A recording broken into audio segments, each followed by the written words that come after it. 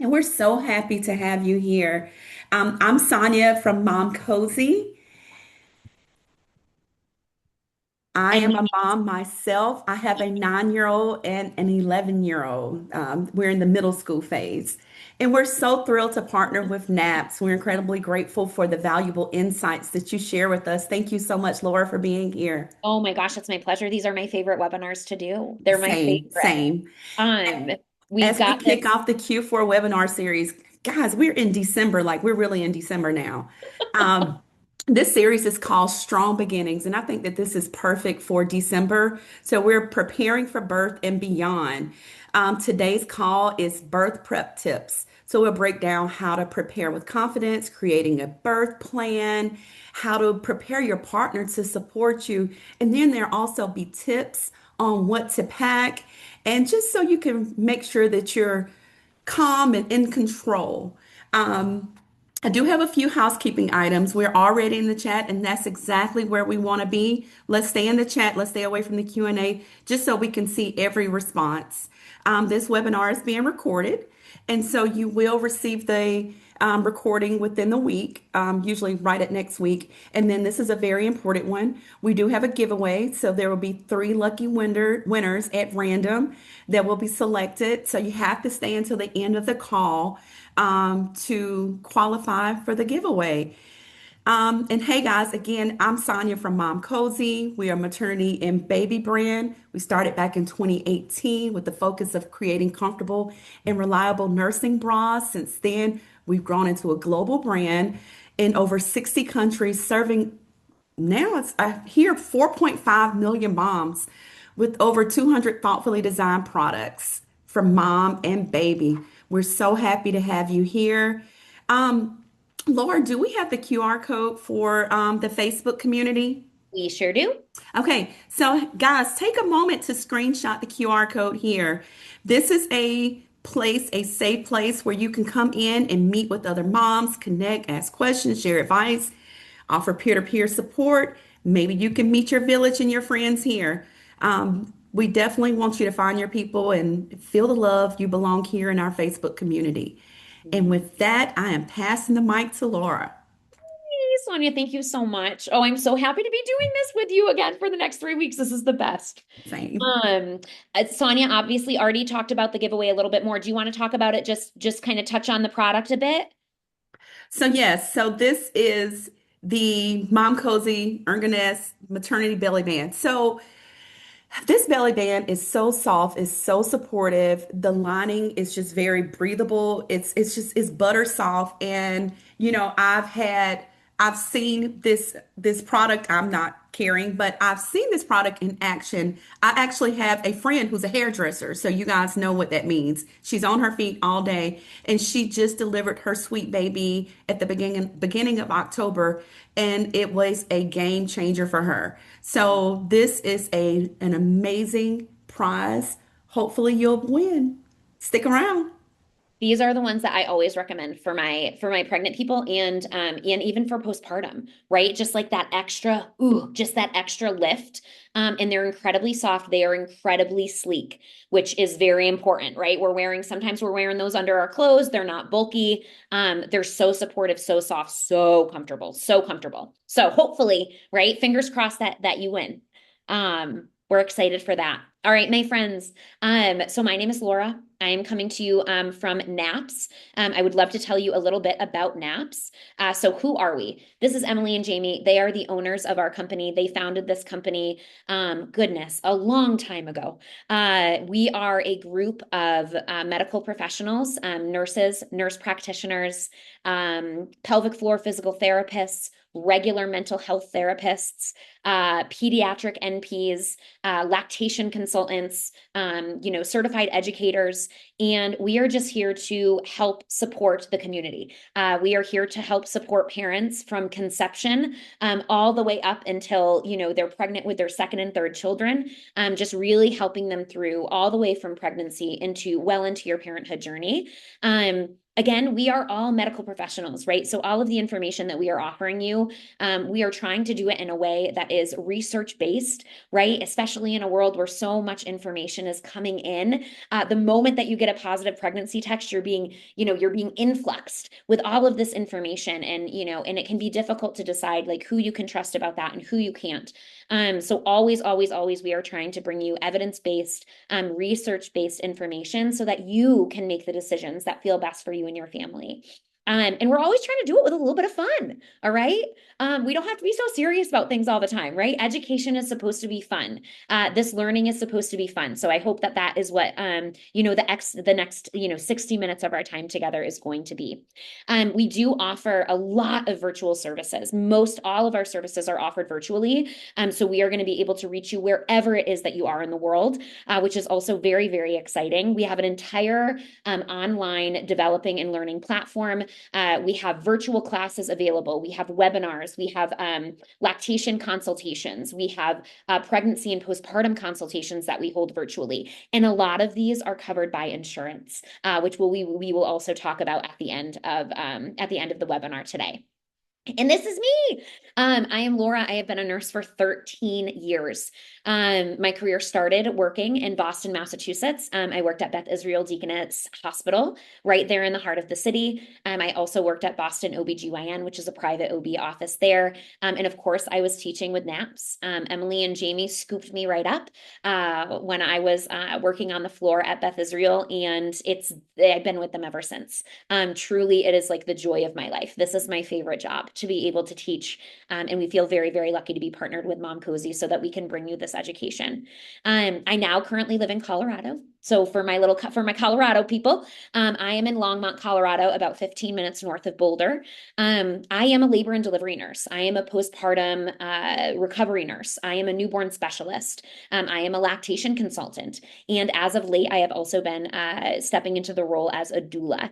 So supporting people in the labor and delivery process, in that labor and delivery room, kind of being a liaison, right, between the medical people and that family. Just really trying to keep my families at the center of their own experience, and make sure that they really feel like they're in the driver's seat of that delivery.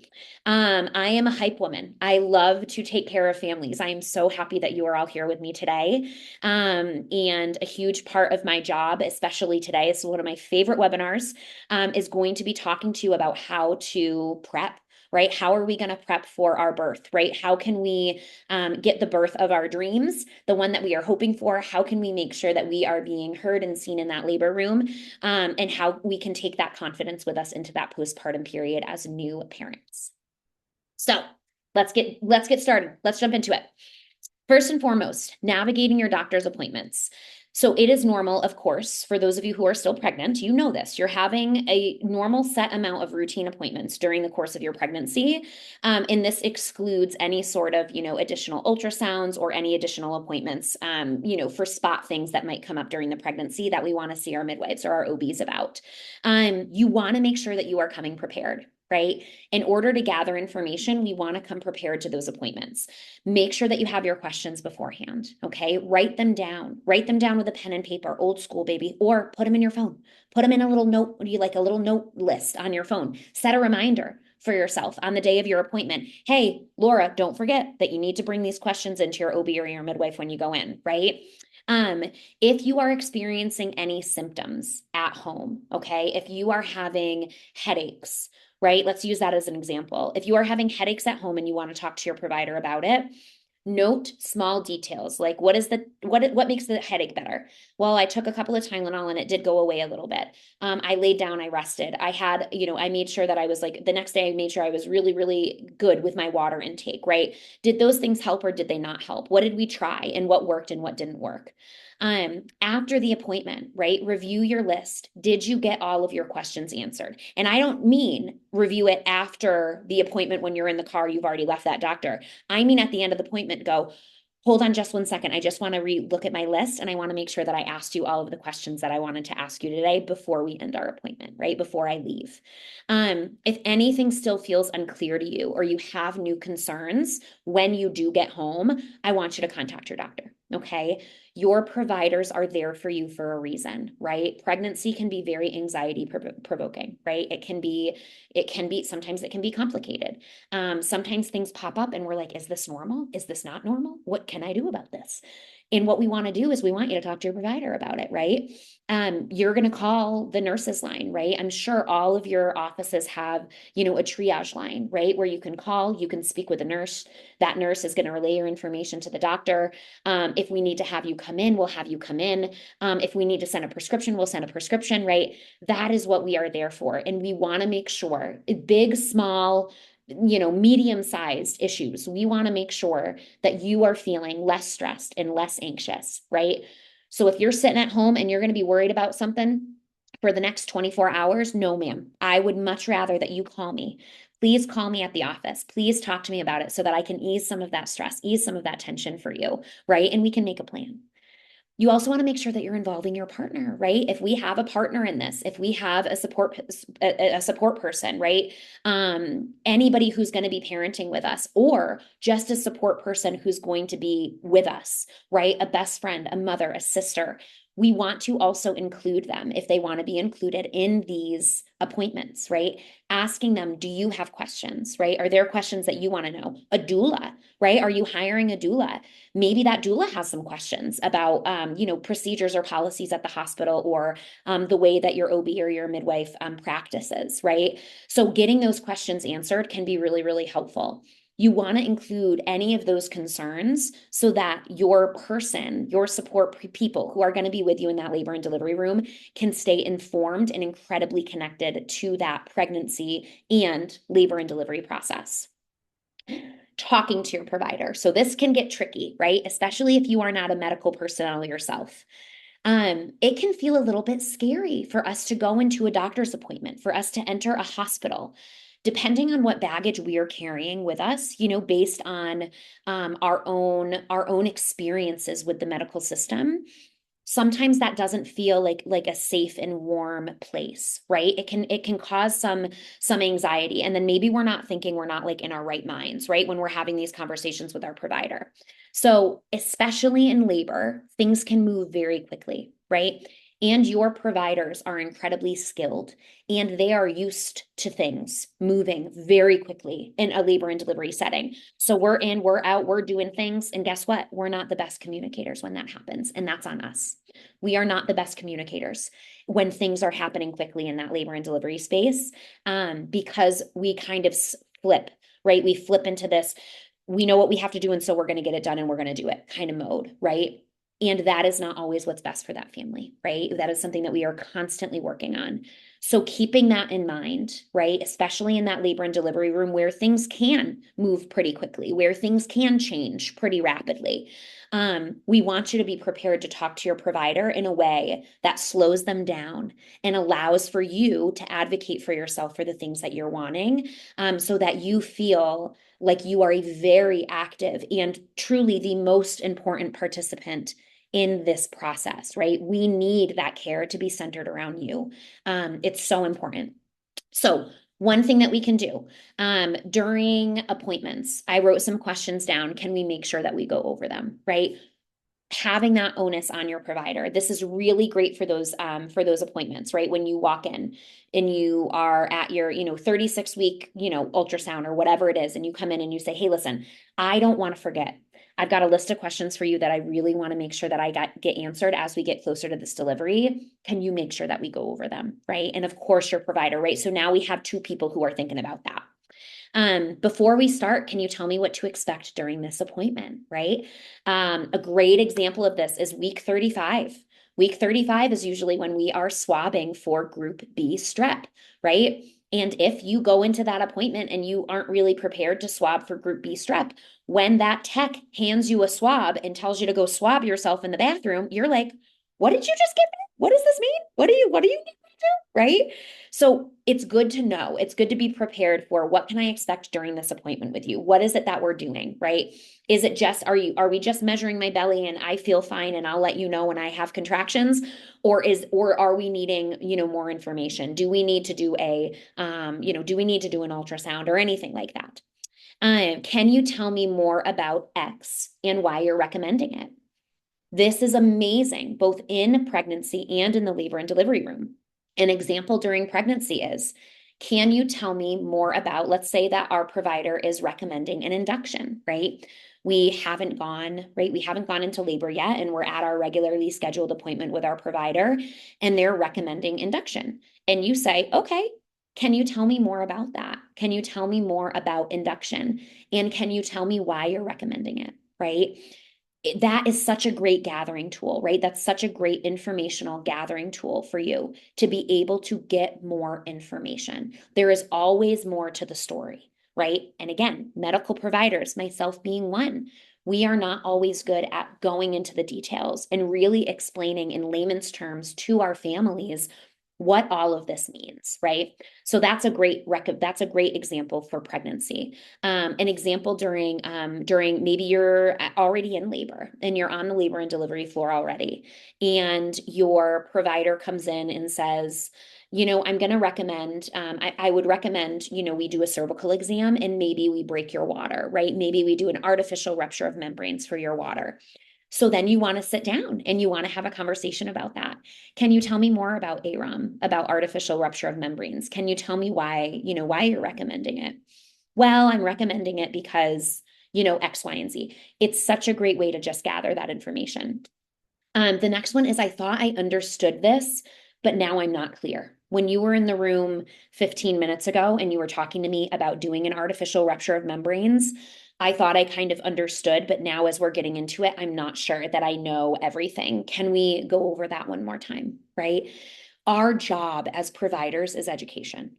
That is one of our primary jobs. We are education and knowledge holders, right? We do not expect for you to know everything. And so our job is to kind of help Sherpa you through the process of labor and delivery, to recommend things, to let you know what is going on. And when we do recommend things, to tell you why we are recommending that. Now, I want to be clear that those are just recommendations, right? That doesn't mean that you have to do what it is that's being recommended to you. And that's exactly what this slide is for, because we always want you to be asking more questions. We want to make sure that you have all of the answers that you need to make a decision that feels the absolute best for yourself. Okay. The last one is, what other options do I have? And what are the pros and cons of each? This is huge, right? This is a big one. So goodness gracious, this could be anything. Let's just stick with the water, right? Um, you know, now that we've talked about doing an AROM and we've talked about my water breaking, I'm not sure that that's the route that I want to take. What other options do I have, right? I'm hearing that you want to break the water because you want to kind of augment this labor. You want it to go a little bit more quickly. What other options do I have to kind of help this along, to help my labor along a little bit? And what are the pros and cons to each, right? So this is where we can really dig into benefits and risks. Pros and cons is just another name for benefits and risks. What are the benefits, right, of breaking my water right now? What are the risks involved with breaking water right now? Every intervention that we have on the labor and delivery floor, all of them are going to come with benefits and they are going to come with risks, right? Inherently, almost everything in life, that's the way that it is. And as providers, it is up to us to give you all of the information and present it in a standard, non-judgmental, right? Not good, not bad. It just is this way so that you can make the decision that feels good for yourself, right? So that you can say, you know what? Thank you so much for that conversation. I don't think that I want to break my water right now. Or thank you so much for explaining that to me. I really do understand why you want to do it now. And I would actually love to move forward with an AROM. That sounds great to us. I also want to bring up another tool that you can use in your toolbox for having these conversations and gathering information from your providers, from your team during pregnancy and during labor and delivery. So we use this a lot, and it is called the BRAINS acronym, okay? Anytime that there is a plot twist in your labor and delivery, in your pregnancy, go back to the BRAINS acronym, right? B stands for benefits. What are the benefits of the thing that you are suggesting for me? R is for risks. What are the risks involved with the whatever it is that you are offering to me? A is alternative. Are there any alternatives to what you are wanting to do? Instead of an induction, is there an alternative to that? Right? I is intuition. What is your own intuition telling you? Right? Tune into your body. How are you feeling? What is your intuition telling you about this situation and which path you might want to be taking? And as for nothing, what if we did nothing? Okay, you're offering an AROM. Do I want it? Do I not want it? Well, what if we just didn't do anything? What then? Right? And then S is for space. After you've gathered the B, the R, the A, the I, the N, the S is for space. Okay, great. I feel you look at your partner, you look at your doula, whoever your support people are, and you say, do you guys have any other questions? Was that clear? Everything, everyone, okay. Do you guys mind leaving the room now? And I'm just going to talk to my partner about this, or I'm going to talk to my support people about this, and then we'll call you back and we'll be ready, in 10 or 15 minutes when we have an answer, right? Taking that space to really discuss and all of the information that's been provided to you. That's our job, right? Is to make sure that you are all feeling like you have the information you need to make a decision that feels good for you. So go ahead and you can write that down, that BRAINS acronym, and you can use that, right? During your appointments, during your pregnancies, or in the labor and delivery in the hospital, right? In real time. Oops. Okay. Making a birth plan. My friends, a birth plan or preference sheet is not just for people who are having an unmedicated birth, okay? I had somebody a few months ago. I sat down with her as our labor and delivery nurse, and I said, how can I make this the best birth for you as humanly possible? What can I do? How can I do this? How can I help you? How can I Sherpa you through this? What do you need from me, right? What are we dreaming of for this birth? Tell me the best of the best, what that you're imagining. And she said, I want Culver's chicken nuggets and I want an epidural. And I said, on it, done. Okay. We sent her husband out to Culver's. We got a Diet Coke and some chicken nuggets. I called anesthesia. I said, hey, we need you up here to consent for an epidural. I got the cart ready. I got all of our stuff ready. As soon as she was done with that Culver chicken nuggets and that Diet Coke, we got her an epidural and we had a baby before I left for shift. Okay. That is a birth plan or preference sheet. This is just a way for your providers to get to know you so that we can do the best for you in that birth room, right? That's why we want you to have it. So making a birth plan. This is a written outline of preferences for your labor and delivery, your preferences for your labor and delivery, your experience. And it helps you communicate your wishes to your health team. Why create one? It helps you feel prepared, right? It forces you to kind of go through your options, right? On the labor and delivery floor and say, okay, I want this, but I don't want this. Or, ooh, I want to learn more about this, and then I'll make a decision about it, right? This is such a wonderful way to take the reins of your own experience. What should be on it? Great things to be on it, standard. What do we want for pain management? Are we going to try to go unmedicated, right? Do we really need to like move? Do we want to use a tub? Do we want to birth in a tub? Does our facility that we're delivering at, do they offer water births? Do I want to, right? Do I want to have aromatherapy? Do I want to have massage? Like, what is it that I'm going to be using in order to, get through this? Am I thinking pharmaceutical? Do I want IV pain medications? Do I want nitrous, right? Do I want an epidural, right? So just communicating what your preferences are. What labor support am I going to have? I want to have my partner with me. I want to have my doula with me in the room. They're going to be my support people. Pushing positions, right? When I always talk to my clients about this, and even if you've never had a baby before, everybody always knows. Everybody right now, I want you to just think about you delivering your baby, bringing your baby earthside. What position are you in? And hold on to that, right? That might not necessarily be the position, right, that you are going to deliver your baby in when the time comes, because maybe you'll hate it. Maybe you're like, oh, I thought I was going to love this, but I don't. I need to do something else, right? But think about that, right? And talk to your provider about that.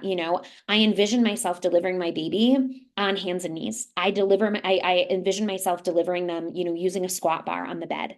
And talk to them about that. Post-delivery wishes. What do I want for my baby? Unlimited. I want that hour of skin to skin at least with my baby on my chest. I want delayed cord clamping. I do or don't want erythromycin ointment for their eyes. I do or don't want the hepatitis B or the vitamin K, right?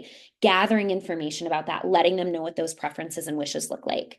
How am I going to feed my baby, right? Do I want to breastfeed? Do I want support with breastfeeding? Am I going to be bottle feeding? All of these things. all of the, I want my partner to cut the cord, right? What does that post-delivery stuff look like? And then any concerns that you have. This is really a space for you to say, I'm really nervous about X. That's something that I really don't want.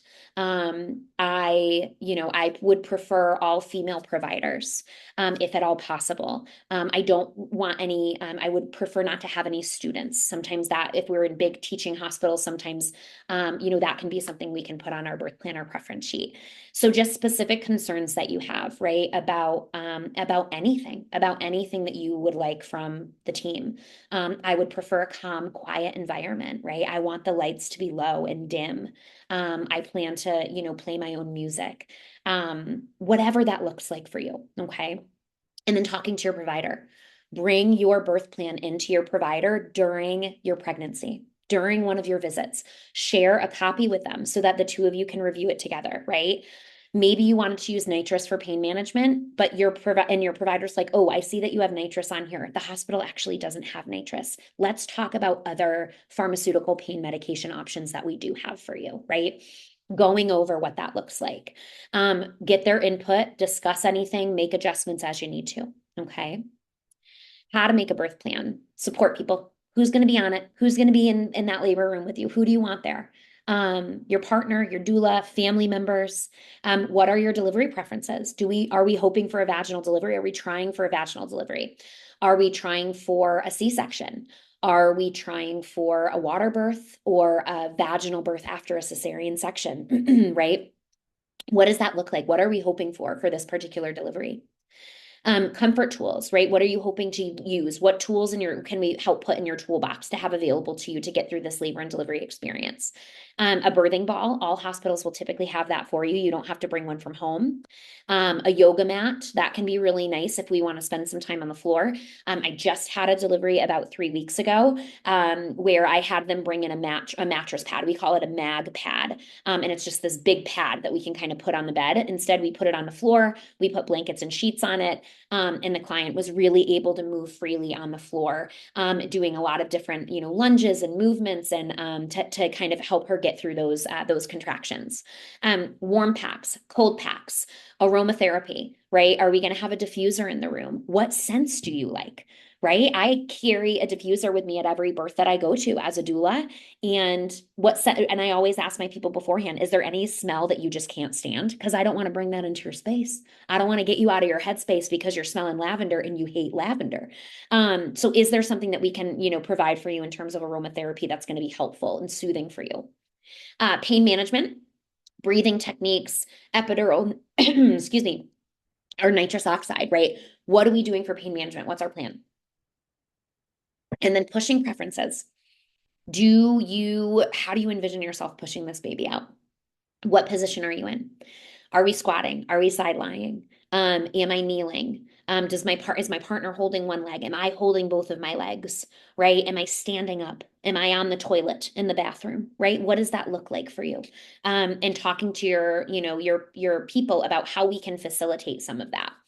And I also want to let you know that if your plan is to have an epidural, we can still get you into a ton of different pushing positions in order to have this baby. Okay. We don't just have to have you, on your back, unless that's where you want to be. A lot of people love that position. It gets a lot of flack recently, on social media about being on your back to deliver a baby. But a lot of people feel very strong and very powerful in that position. So that's what you should be encouraged to do. We should be encouraging you to push in any position that you feel good in, right? That you feel the most powerful in. Considering all of your support people, it's a big one, right? Understanding your options. So ask your provider ahead of time about any rules or limitations about who the support people are that you can have in your space. Okay. Do they have, right? Sometimes in the wintertime, I know during COVID, my goodness gracious, there were so many limitations on who we could have. Obviously, so much of that has lifted, which is great. But asking them, is there a limit to how many people I can have in my labor and delivery room? And then making sure that we choose those people wisely, right? Based on what that answer is. Envision your ideal support. Think about who you want by your side. It could be a partner, it could be a family member, a friend, a doula. I cannot stress enough how important that environment is in the hospital to your delivery experience, to your well-being, to the smoothness of that labor process. In order for you to labor peacefully, right? We need for that room, we need for that area to feel safe and peaceful for you. And that includes everybody who is stepping into that room and bringing their energy in, right? And that's not even like a woo-woo thing, okay? I'm in Colorado, I know, but that's not even a woo-woo thing. We need to be able to have you feel safe and comfortable. We are mammals, and that is paramount to having a delivery that goes as smoothly as it possibly can, okay? So we want to think about people who bring us peace, who brings us happiness, who makes us laugh. Laughing, so good for labor. So good for labor. Okay. It releases so many great endorphins. It increases our oxytocin. It relaxes our pelvic floor. Laughing is such a great thing to do during your labor. Okay. Who are we going to have in there who makes us feel that way? Who makes us feel safe and peaceful and happy? Who's it going to be? Right. Maybe that's not our mom. Maybe it's not our mother-in-law, right? Maybe when we think about them, our blood pressure goes up and we get tense and nervous, and it's really hard to deliver a baby when we feel like this. Okay. So think about those people. Be very specific about that energy and those people who you are bringing in. We want people who are really uplifting and supporting you in that realm. Okay. Focus on support, not visitors. Choose people who are going to be fully present and attentive to you and your needs during that labor experience, who are going to be filling your water cup, offering you ice chips, squeezing your hips, giving you a fan to put in your face, right? Protecting your space, right? Really think about those people and make sure that those are the ones that we're inviting into that space. Partner support during labor. So here's a few different ways that partners can support you. And we say partners, it could be your partner, it could be a doula, it could be a support person, whatever it is. Okay. The first is counter pressure. So these are more like physical, right? Physical manifestations of physical support. The first one is counter pressure. So this is when we can apply pressure to the area on your lower back to help relieve pain or for contractions. So we find the sacrum right at the bottom of the back, usually where those little dimples are, okay? And we're going to have our partner push in on that area of the back in order to offer that counter pressure on the tailbone during contraction. That pressure can feel incredibly fantastic during contraction. The second is the doula hula technique. So this is kind of like a slow dance. This is like a middle school, think of like a middle school, like Catholic school, leave room for Jesus dance. Okay. We've got our hands around our partner's neck. All right. And our hips are kind of pushed back and we've got big space in between us. And we are leaning on our partner, right? We are putting all of our support on our partner and we're allowing those hips to really move back and move slowly in a circular motion. Okay. This is really helpful during contraction to kind of let that belly drop, let those ligaments go, let those muscles go, right? Give them a rest, give them a break. And then the last is hip squeezes. This is exactly what it sounds like. This is where your hips are gently squeezed during contraction, right? In order to relieve pressure and provide comfort during those contractions. And this is a huge one for partners, right? For partner or doula support. If this stuff feels like unknown or scary to a partner, I always recommend, right? If your partners, or if you are a partner or you have a partner who is really nervous about the way that they're going to be able to support you during labor and delivery, I cannot recommend getting a doula enough. A doula is somebody who is going to be there for both you and for your partner, right? During this birth experience. They're the ones who are taking care of both of you. Okay. Mostly, right? A lot of times I find that I'm taking care of the partner while the partner takes care of that birthing person. So it's just a really beautiful way, right? For everybody in that room to be supported and have somebody for direction, for communication when things aren't really going to plan, right? So these are great techniques, right? For any support person that they can help offer with that physical support. This is a little hospital bag, a checklist. Okay. So these are the things that we want you to have on hand and we want you to pack for your hospital stay. The first one is, of course, we want identification and we want insurance cards, right? Very important to bring to the facilities that we're delivering at. We want you to have your pediatrician appointment or your information for your pediatrician.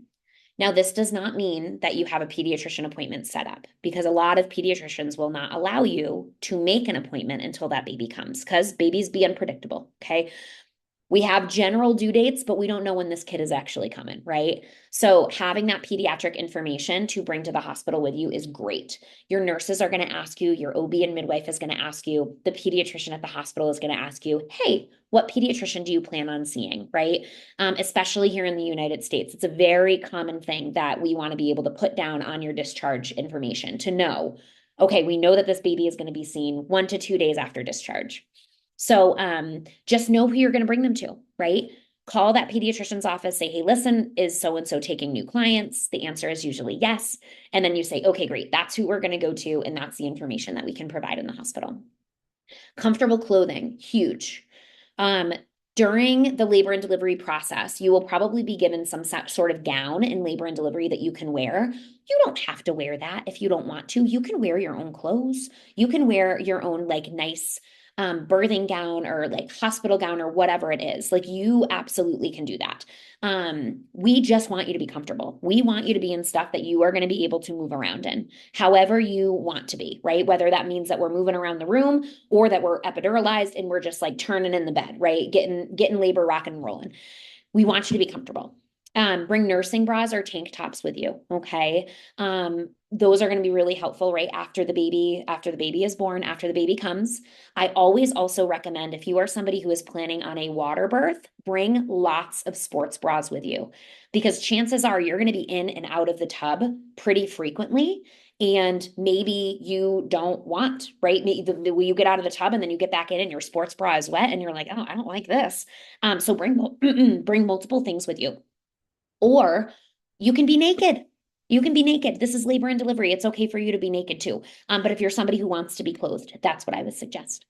Slippers for the hospital, something comfy. Outfits for mom and partner, right? We're going to be at the hospital for a few days probably. So we want to make sure that we have fresh clothes for us. A going home outfit for your baby, of course. Toiletries. Bring all of your toiletries from home so that you can have, right, the best postpartum shower of your life with all of your skincare, all of your hair care, a razor, a new fresh razor to get those legs, right? Like that is going to feel really nice postpartum. That first shower is really golden. Nipple balm, cannot recommend that enough, right? Typically, facilities will have some sort of like lanolin product that you can use on your nipples, but it is okay to bring your own nipple balm from home or like nipple cream from home. Please bring your own pillows. Okay. I have yet to enter a hospital facility that has pillows that are appropriate for any living human being. Okay. Please bring your own pillows from home. Trust me. You can use the pillowcases if that kind of skeeves you out because you're like, oh, it's labor and delivery. Things are going to get a little, fluidy. Just we have pillowcases for you. Okay. But bring your own pillows from home. I promise that is going to be so helpful. Also for partners, you can bring a sleeping pad if you want to kind of like put on that pull out couch. You can like bring blankets, bring a sleeping bag, especially if we're being induced or we think that we're going to be there for a long time. Um, a water bottle. We want hydration is key. Water bottles, electrolytes, make sure that you bring a big old water bottle with you to stay hydrated during this process. There does come a point in labor where you don't want to eat. And so getting fluid in, right? Any sort of fluid in is going to be helpful.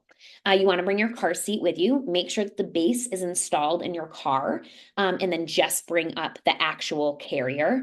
If you are somebody who lives in the city and you are delivering in the city, and you don't have a car, this happened a lot to me in Boston at Beth Israel Deaconess. You don't have to bring the car seat. Usually people are just kind of like, they live next door, they're carrying their baby home, or they're taking the stroller with them.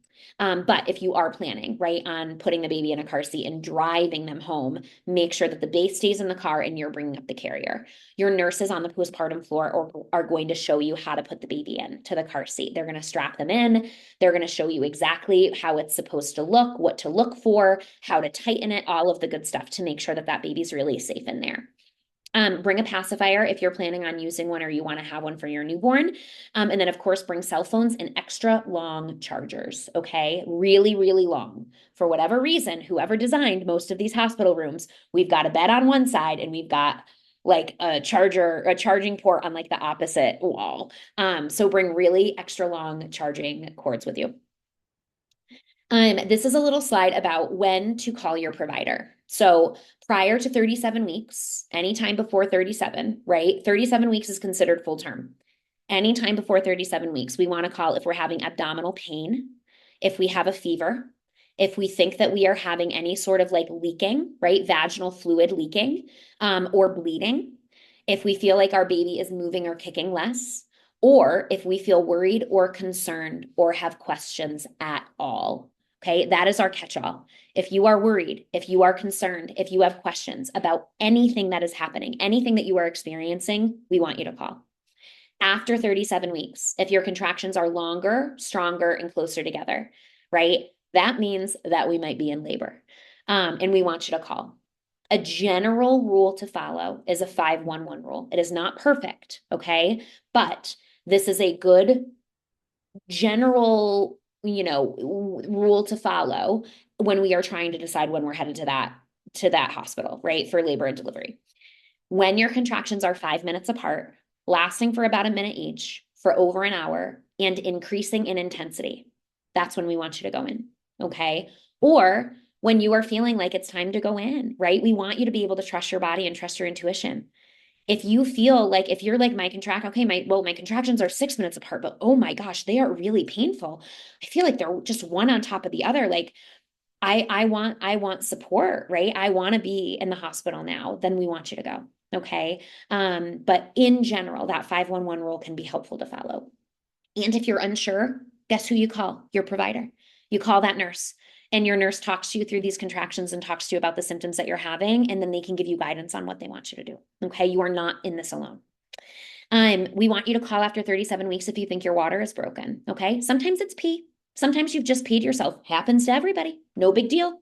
But if you think that it could be your water, we want to find out. We want to know about it, right? So you call your provider. If you're having any vaginal bleeding, or if there, of course, are changes in our baby's movement that we're concerned about, we want to call our provider. These are some things that we can expect after birth. Okay. So we're using pads. We can expect some bleeding after birth. That's very normal, right? Our placenta was attached to the inside of our uterus.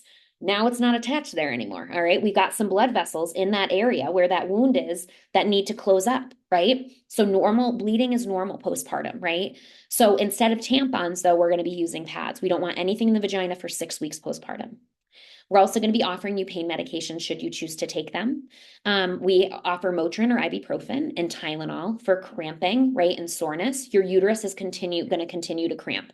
It's not going to feel like labor cramps, but it is going to continue to contract and cramp because that's how your uterus stops the bleeding from where your placenta was, okay? And it's going to continue to get smaller and smaller and smaller and smaller until about 6 to 8 weeks postpartum, and then it's back down in your pubic, like in your pelvis, right, where nobody can see it. Ice. So applying ice packs to your perineum can be really helpful if you've had swelling there. Typically, the longer that you push for, the more swelling we're going to have. Heat, applying heat or witch hazel pads can feel really, really good to the perineum, and also if we've got hemorrhoids. Okay. A peri bottle, this is great to clean yourself with when you're going to the bathroom. You just fill it with warm water. It also helps reduce stinging. When you've had repairs, if you have a laceration or a tear during a vaginal delivery and they had to stitch it up, spraying that peri bottle can be really helpful to help prevent stinging when you pee. Constipation, increase your water intake and take the Colace.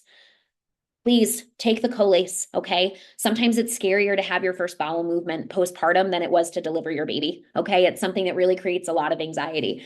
So drink a ton of fluid, warm fluids. Get up, walk the unit a little bit, right? And take those stool softeners. Engorgement, you can apply warm or cool compresses. Cool is now more often being recommended for engorgement of the breasts. Nipple pain, breast milk, lanolin, okay, to soothe those cracked or sore nipples. Also working with lactation. If we are breastfeeding and we have sore nipples, if we have damage to our nipples, we need to find out why, okay? Breastfeeding is not supposed to be incredibly painful. It's not supposed to be pinchy and bitey. It's not supposed to feel like that. So there is something that we can fix about that baby's latch if that's the case. And you should not have sores on your nipples. Okay. So we want to talk to lactation about that. And then warning signs, knowing if something is wrong and when to call your provider. Things that are included on this list, you'll hear about it first here, but it won't be the last time that you hear about it, I promise.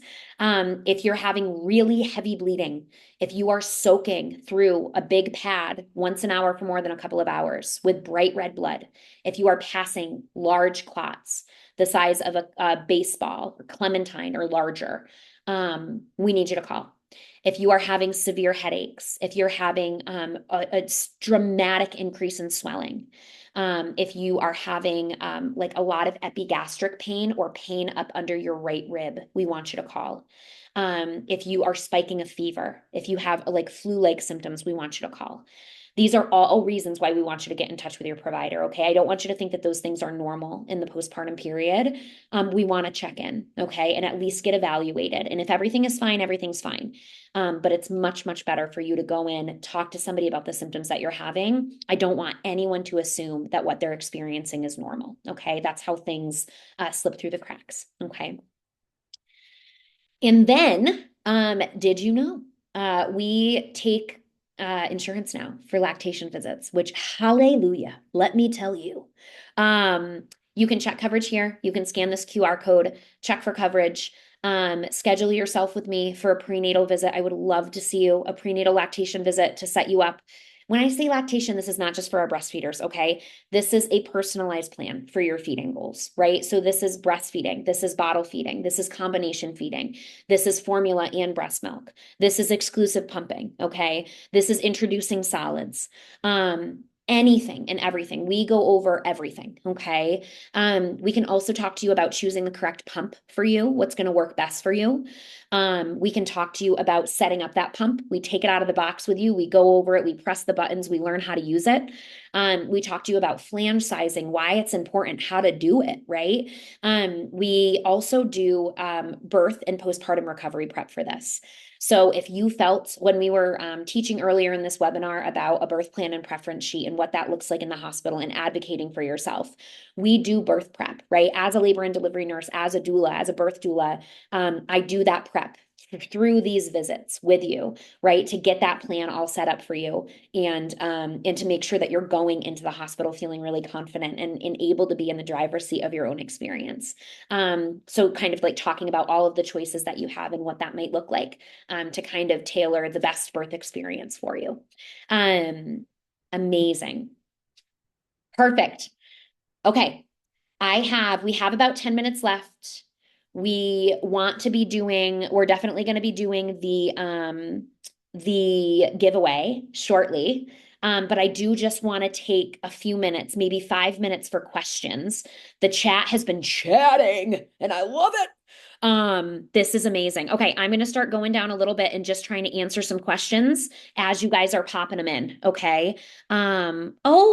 Oh no, Andrea. Well, thank you for letting me know. Could you get yes, let me pull up a URL link for sure. Please hold just for 1 minute and I will pull that up for you all. And I will also put the QR code back up I'll also put the QR code back up on the on here we go. Perfect. On our site for you. Here we go. Okay. All right, my friends. I'm getting you that link. Okay, here we go. All right, here it is in the chat, my friends. Okay, it's coming in hot. There it is. I'm going to send it a couple of times. Okay. So you can put your information in there and you can check to see. Okay. Perfect. Okay, let me go ahead and just see if we can't get our back up here. Okay, perfect. I just want to share that QR code one more time with you, my friends, okay? I'm so sorry if that didn't work for you. Thank you, and thank you so much for letting me know. Okay, perfect. Here we are. Okay. Okay, amazing. All right, let me go ahead and get back into our questions.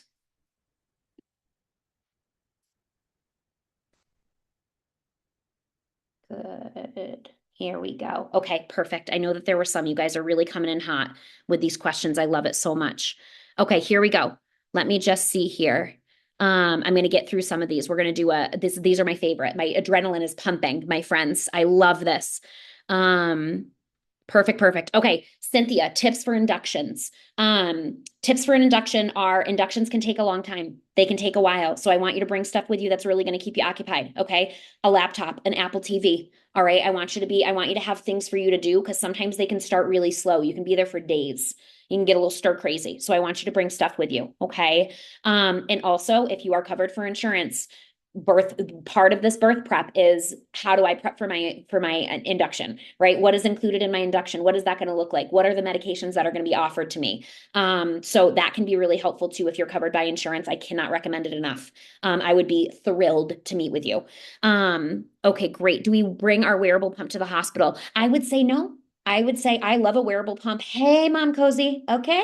I love a wearable pump, but you do not need to bring that to the hospital with you. Nope. You can leave that at home. Okay. Um, Love this. What do you think, or how do you feel about cord blood delayed? I love a delayed cord clamping. Okay. Most facilities are doing for about 60 seconds. That is typically like the minimum of that they're doing it for. I would recommend everybody go to evidence-based birth to read more information about delayed cord clamping, pros, cons, benefits, risks based on minutes, right? How long we're clamping for, or how long we're waiting to clamp for, so that you can make a decision, right? That feels good for you and your family. Flange sizes. From now, if we go up one size, is that good enough? Great question. We want to be measured. It's really important to be measured specifically and then to have a lactation consultant watch you either in person or virtually to make sure that that's the right size for you. Tips for hip pain in the third trimester. Pelvic floor physical therapy or chiropractic care. My friend Jessica cannot, everybody who is pregnant in this group right now cannot recommend pelvic floor PT, even if you get one visit in before you leave. Pelvic floor PT and chiropractic care. Okay. Having consistent pain is very common. It is not normal. There is something that we can do and fix about that. Okay. What is your recommendation with starting the initial doula search? Great question, Stephanie. I have no idea where to start finding one. All I know is it's not covered by insurance and I would really like to have one. Absolutely. So I would just start with a normal, regular Google search in your area. I would also recommend going on any like parent forums or birth forums in your area. This could be like Facebook groups, Reddit groups, to ask for a doula and start getting recommendations from other people. I would highly recommend that. And then just start there, right? And you want to give yourself enough time so that you can interview these people, right? Because you want to make sure that it's a good fit, that you feel really good with that person. Okay. Do hospitals have pushing time limits? Trisha, unfortunately, sometimes yes. Okay. Sometimes what will happen is if this is the first time pushing, sometimes hospitals can get a little squirrely starting around 3 hours of push time. But this is an excellent question to bring to your provider. Hey, while I'm pushing, if I push for 3 hours, what does that mean to you? Am I going to have to automatically go for a C-section? Will you let me push for longer if I'm feeling really well and strong and my baby is looking great on the monitor? Talk to them about that. That's an open discussion for sure. When to know if Braxton Hicks are becoming real contractions if they are often. Will water break first? Not always. No. Sometimes water will break first, but in a very small percentage of labors does that happen where water breaks and then right contractions happen and labor starts. Usually water breaks sometime during the labor. Braxton Hicks contractions, real contractions. So Braxton Hicks will typically stop and they're very sporadic. Real contractions will not stop. Once the train leaves the station, whew, we're on our way. Okay. That we can't slow down. All right. They're going to get longer, stronger, and closer together. Okay. Perfect. Stephanie, Webster certified. We love that for a chiropractor. I love that. Perfect. Olive, no, you don't have to bring your own pain management. We will provide you with medications and your insurance will cover that for you in the hospital. I love it. Okay, guys. Whew.